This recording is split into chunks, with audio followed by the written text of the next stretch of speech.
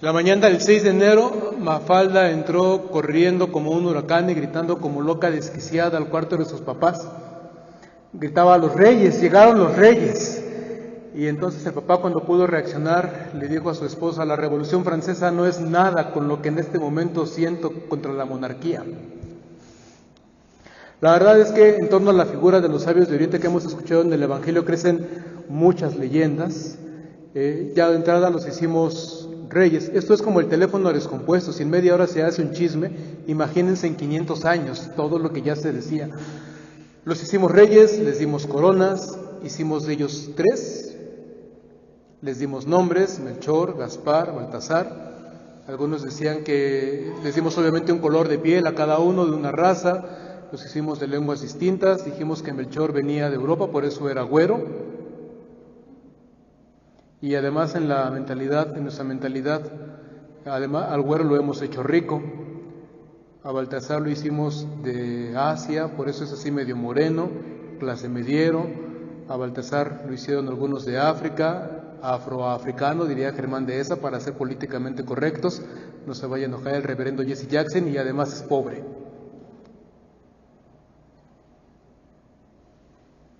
Para otros eran de Persia o de Arabia. En fin, en su célebre novela Ben-Hur, Lewis Wallace hace de esos personajes, con el encuentro de esos personajes inicia la novela.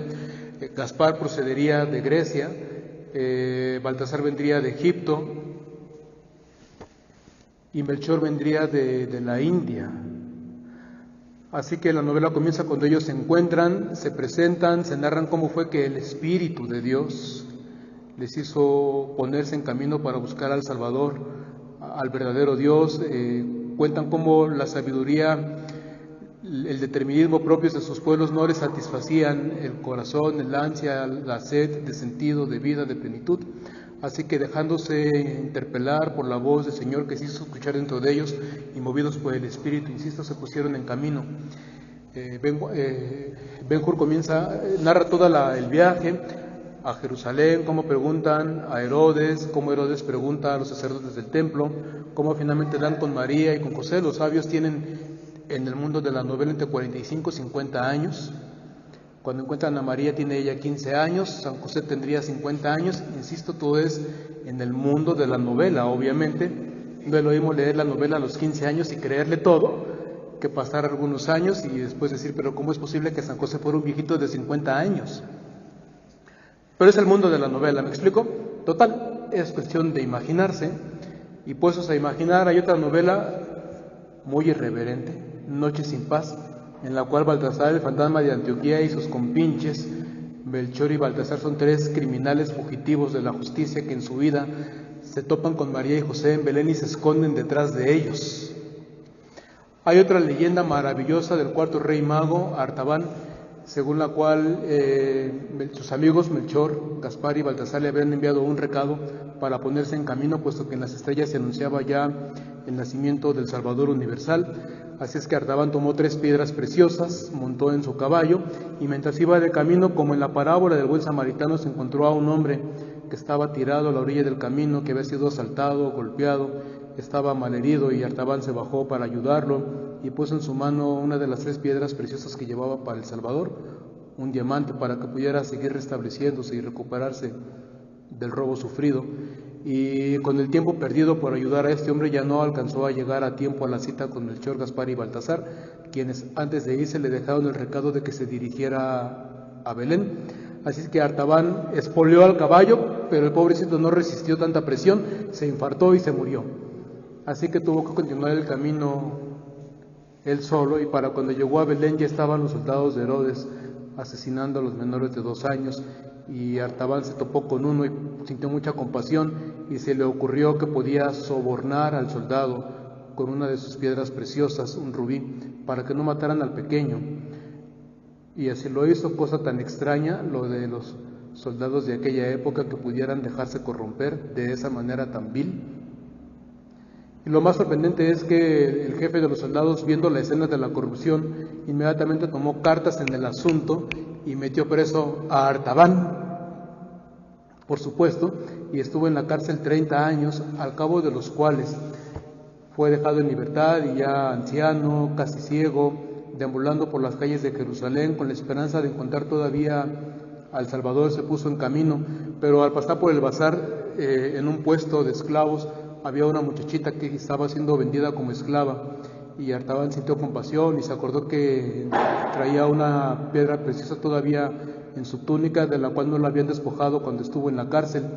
Así que la buscó, la encontró, compró a la muchacha, le dio la libertad, y en ese momento tembló la tierra y Artaban cayó, se lo tragó la tierra, pero escuchó mientras caía una voz que le daba las gracias por todo lo que había hecho, y Artaban, que estaba mortificado porque no había logrado llegar con el Salvador, le preguntó: ¿quién eres? ¿Por qué me das las gracias? Y la voz le dijo: porque todo lo que hiciste con mis hermanos a lo largo de tu camino, conmigo lo hiciste. Así que Artaban murió en la paz del Señor. Hay otro cuarto rey mago, hay otra leyenda, la cuenta Felipe Garrido en su relato breve, llamado así precisamente El cuarto rey mago. Todo ocurre cuando Fermín en la comida enseña su brazo y presume el regalo que le acaban de traer los Reyes Magos. Y entonces la tía Celia le pregunta: ¿en mayo? Y dice él: sí. Y entonces la tía Martucha, que no se dejó seducir por las tostadas de cazón, cuenta la historia del cuarto rey mago, un astrónomo bastante incompetente, muy torpe, que hizo malos cálculos y no alcanzó a llegar con Melchor, Gaspar y Baltasar, y entonces cuando llegó no había nada, y volvió a sus libros y volvió a salir en la noche a revisar el cielo, y hacía cálculos y cruzó los mares y los desiertos, y llegando siempre tarde. Cuando llegó finalmente a los pies del Salvador, ya no era en Belén, fue en Jerusalén, ya no era un niño, ya era un adulto y estaba en la cruz, pero todavía lo alcanzó con vida. Entonces en ese momento el cuarto rey mago anduvo buscando entre su túnica el regalo para el pequeño, para el Salvador, y se dio cuenta con horror y con tristeza que no lo traía, y de la desesperación se puso a llorar, lloró 3 lágrimas, y Jesús, conmovido por este hombre que con todo había logrado llegar hasta él, convirtió sus lágrimas en 3 perlas para que tuviera algo que regalarle. Más allá de la leyenda, en estas leyendas y en el relato bíblico, creo que hay 3 cosas que el Señor nos regala en esta noche. 1, por supuesto, con la vida y con la historia, la oportunidad de encontrarnos con Él, de reconocerlo en Jesús, de adorarlo, de contemplarlo. No es poco. Los sacerdotes de Jerusalén, Herodes mismo, con todas las escrituras, con la sabiduría del pueblo judío, tenían la oportunidad de descubrir a Jesús, de reconocerlo, de adorarlo, pero no hicieron nada, no movieron un pie para encontrarlo. Decía esta semana el Papa Francisco: hay muchos cristianos que van a misa cada domingo, comulgan, oran, pero cuando salen viven odiando a todo el mundo. Y dice uno: lo que han de ser los argentinos o allá la gente en Roma. Eso debe pasar en aquellas latitudes. Y no falta la gente que, porque diga más, dijo el Papa, para esa hipocresía mejor ser ateos. Y no faltó quien ha querido decir lo que el Papa Francisco quiso decir, como si necesitara el Papa un vocero como Vicente Fox, que él sí no sabía lo que quería decir. Entonces, pero el Papa lo dijo muy claro: para esa gente que viene al templo y ora, pero afuera no es capaz de amar y vive odiando, escandaliza tanto que mejor sería para ellos ser ateos. Para cualquiera que, teniendo el tesoro de las Escrituras, sea incapaz de contemplar a Jesús, de adorarlo, de reconocerlo y de vivir conforme al reinado de Dios que Él vino a proponer. De hecho, Lewis Wallace, que participó en la guerra, en la invasión de Estados Unidos a México y en la guerra de secesión en su país, cuenta que él se llamaba a sí mismo el gran ateo de los Estados Unidos, y que, disputando sobre la veracidad del cristianismo, se puso a investigar sobre Jesús, sobre el cristianismo, de los orígenes, y ahí fue como le nació la idea de escribir una novela. Y dice él en su autobiografía: todavía no acababa de escribir Ben-Hur y ya creía en Jesús. Y dice: porque quien que haya asistido al encuentro de los sabios y escuchado sus debates era incapaz de creer en él. Quien que haya acompañado a María y a José en su viaje en Belén, viendo nacer al Hijo de María Santísima, la llama él. Quien que se haya puesto frente a frente con él en la cruz es incapaz de creer en él. Es el primer regalo de Dios. El segundo, la oportunidad de que nosotros regalemos mucho de lo que Él nos ha dado a la gente que encontramos a lo largo del camino. Cuenta Michelle Obama en su autobiografía: ayer me regalaron el capítulo 1 en La Porrúa, no es que haya yo leído el libro, cuando me dieron el folleto dije qué maravilla, cuando lo abrí y vi que estaba impreso en Arial 3 dije qué codos. De todas maneras me ganó la curiosidad y cuenta ella que en algún momento dado decía era aupada como la mujer, ensalzada como la mujer más poderosa del mundo, pero para los detractores de ella y de su marido decían, para muchos era una mujer negra malhumorada. Y dice, me sigo preguntando en qué palabra ponían más desprecio, si en mujer, en negra o en malhumorada. Porque si podemos repartir el amor de Dios es por el hecho de que Dios nos ama a todos de manera universal, a todos, sin límites ni condiciones.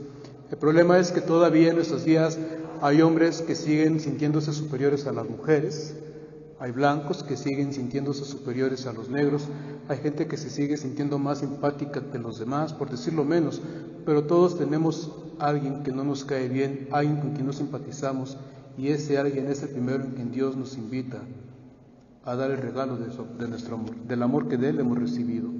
Gente que no piensa como nosotros, gente que es distinta de nosotros, gente que tiene gustos diversos a los nuestros, y sin embargo el amor de Dios, que es universal, no puede tener límites, no de parte nuestra hacia ellos.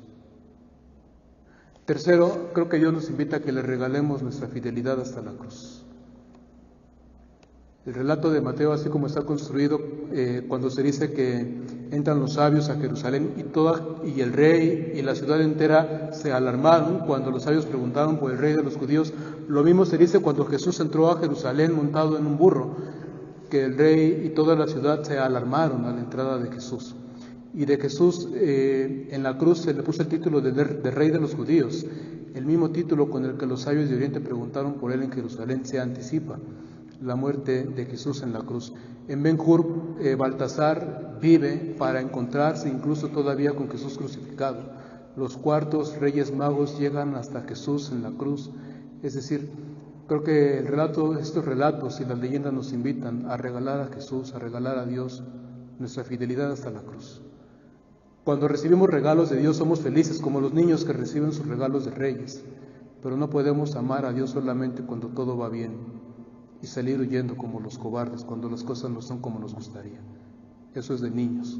Cuando crecemos, a los niños se les da juguetes, pero cuando los niños crecen, los adultos deben regalarse a sí mismos y a Dios en su reino el don de la fidelidad.